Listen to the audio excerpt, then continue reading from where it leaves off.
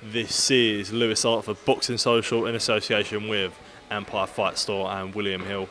Delighted today to be joined with Mark Tibbs. We're here at your gym. How are you feeling, mate? A busy sort of couple of weeks past and busy couple of weeks in the future for you? Yeah, I've been busy for a little while now. Been busy. Was out in Poland doing stuff out there, and where was I? Was up in Liverpool with Fisher recently.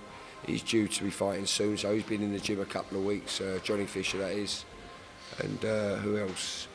John Hedges has just had a hand operation, so he's out for a little bit. But I've seen him; he's looking well, and shouldn't be too long before he's back, getting back to winning ways. He's had his 8th pro fight now, and yeah, probably looking at 10 rounders very soon. Absolutely. Obviously, sort of, all different types of characters in the gym. Obviously, you just talked about Johnny there. Because I speak to Johnny, and whilst he comes with a big profile and he comes with a big name, you've got to remember that he is still sort of like an early pro as well, and he's not even fought 10 rounders yet, and you've got people calling him out, all sorts of guys calling him out. But I was talking to Johnny, he was like, these guys that are calling me out, it doesn't do anything for him. You know what I mean? So it's interesting to sort of have that as a profile, and it's interesting to. Do you want me to? That's right. Oh, sweet, no worries. It's interesting to sort of have that profile that with he's carrying along, where in his development, where you don't want him to get fast tracked too much, if you know what I'm saying. Yeah, no, he won't get fast tracked. He's got some smart people that have been in the boxing game for a long while around him. And how can you fast track Johnny Fisher? He sells mountains of tickets. He's had 8 pro fights, 1 8-rounder. He's got to go through the process like everyone else. So why would we want to rush that? Do you know what I mean? Where would you say though, when you look at a picture for him, do you ever map out a picture where by the end of this year, we want to be looking at 10 rounders, or you want to be looking at an English title or a Southern area or things like that? Would you sort of map those things out? Yeah, absolutely. I can see him fighting for a title before the end of the year for sure. So we've still got a little while before the end of the year. So we've got a couple of fights to go. So I mean, if the opportunity presented herself tomorrow, I'm very confident in dealing with that and getting Johnny through it in good fashion. So you know what I mean, because of the attributes Johnny's got and what he's made of, he's getting smart now. He's getting smart now to spar with good sparring at the right time. As long as you've got someone looking after it and overseeing it, you know what I mean. So there's a time to put them in the oven and take them out the oven. You know what I mean. And it's a time to pick and choose your sparring, like we do our opponents, working our way up to championship level. One from sort of talking about world champions there, obviously Ebanie Bridges. Not much said about fight news with her. Obviously still recovering from the O'Connell fight. Is there sort of a latest on her that you anything that you know? No, I've seen Ebanie in the gym here. To be honest with you, she's been in here. It must be 3 weeks, and she's been in and out a couple of times, and I ain't really ain't had a lot of conversation because I've been in here. I've done some sessions with people. I've had to travel abroad and travel around the country doing bits and pieces. And last night I phoned her about 9 o'clock, which is pretty late for me, and I went, "Ebs, listen, I'm not ignoring you. I know you're there, and but listen, get this week out of the way, and we'll set up a plan, or some sort of plan." And she's she updated me on possible dates, etc. So we'll get this week out of the way, and hopefully might have some solid news on when she can appear on Fight Again. Her hand's healing up well. Yeah. Do you find, you just saying it there, do you find it difficult at times to sort of share almost time between your fighters? Is it sort of a difficult thing, like, would you say? No, because they've all got their own journeys. Yeah, they've all got their own journeys. They've all got their own styles. I try to bring out the best of that style. I try to add to that style, and done it a long time now. So the process is it's all right. It's all right for me. But no, and sometimes when they ain't got dates, they're all together. Like, you know what I mean? They're all coming in together sometimes. But generally, when they've got dates, they're all split up. Yeah. How important is it that in this gym that everyone gets involved in sort of the whole atmosphere and all that family vibe. You know, it's important that when you're in a gym, the connection between the trainer and the fighter is so important. How much emphasis do you have on that? It's a big emphasis. I mean, for instance, when I work close with my fighters, you know, I have my own process. You know, certain people don't understand it. And my own process is, for instance, if we're sparring, and my process is I would like to glove my own fighter up because it's part of my process. It's part of our connection, part of our tactics. Everything. If someone willy-nilly comes in and wants to do one hand and the other one wants to do it, that ain't me. Do you know what I mean? Fighter trainer as a process, and it's almost, hopefully, it's almost telepathic, and it's very, very, very, very paramount that is in place. You know what I mean? And I do get a bit frustrated sometimes with people that want to, you know, come along and willy-nilly do your shoelaces up or do your hands up, things like that. But no, we got a good solid team up here at the Origin gym. We have. I was going to say, you know, because where you see guys that, you know, sometimes there's fighters that have started from young and they've been with their coach, you know, when they're world champions or this and that, you know, you see it with guys with obviously like their fathers and that and things like that.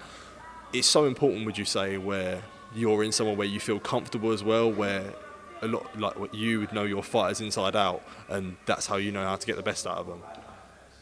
Well, we see when they're fighting, my guys, when they're fighting, I know and feel when they've got to apply pressure, when they've got to have a breather, when they've got to tuck up. So I know what they're made of, I know what's in them. But, you know, when they're developing, you build and then you see a weakness and you work on that weakness. That is the process. That's why it's important, like you said, to have that connection. And you have to be passionate about it because it takes up a lot of time. You know what I'm saying? It takes up a hell of a lot of time. And, that's the way it is. I know you said everyone has a different process, but do you ever find it difficult where you look at guys? I'm not saying this in like in a dig out way, but obviously like AJ, where he was with McCracken, then since leaving him he's been with like Garcia and James. Do you ever find it sort of, when you say everyone's got their process, but also it's important to stick to one? But what about people who, you know, potentially bounce around gyms? Well, no, I've got a handful of my fighters I've got up here. They've had opportunities to go to America to spar. I would never rob a young, growing student of that experience because that's going to add flavour to their game, as long as they're looked after. Do you know what I mean? And one of my other fighters, Tommy Fletcher, beautiful fighter. He's going to be very, very special as long as he's looked after. But he's gone out to Dubai. He's gone out to Dubai to spar. But he showed me a text yesterday. It was funny.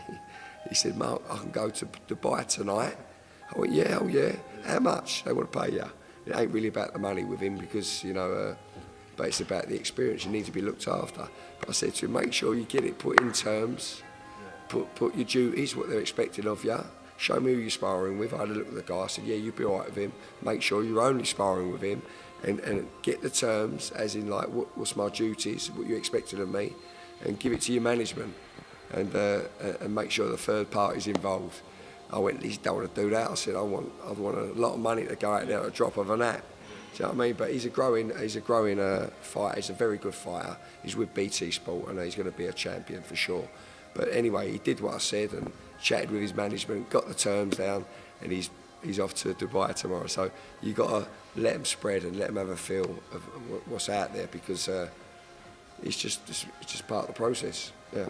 Yeah, definitely. You know, I saw that on Tommy that he's going to Dubai, and obviously, you know, great fighter that he is with a lot of knockouts.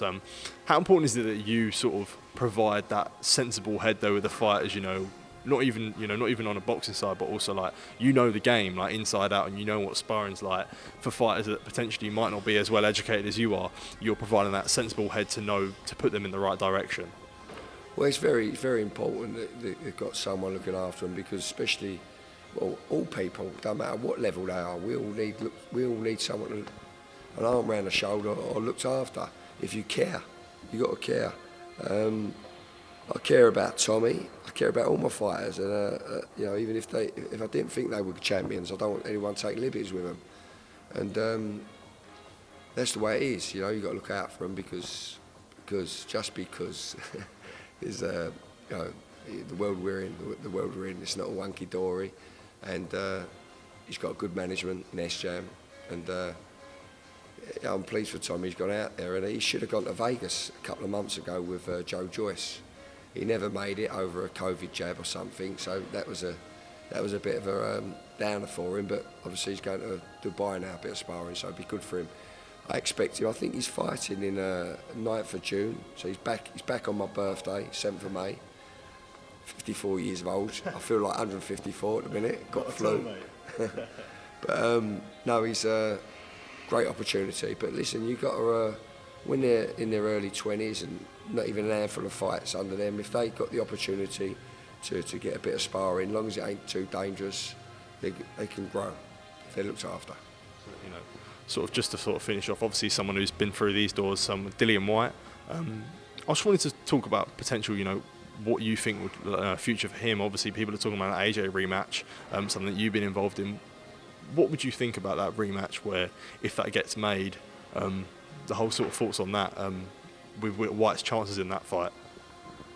Well, I think looking at AJ's last four performances, I think it could even be 5, but I think Dillian's got a great chance in making it 2-1, because it's 1 each at the moment, and I think it's a fight the public would like to see, especially the British public, and if either one in emphatic style are back in the game a little bit, like as in crowd to get confidence in whoever wins that fight. I think that's a good fight for sure for Dillian. Yeah. Absolutely. Mark, thank you for your time. I appreciate you letting me come down to your gym, interview a couple of your fighters, and experience all the stuff here. I appreciate it, mate. Thank you. Thank you, man. Top man. Thank you. Appreciate it, mate. Cheers.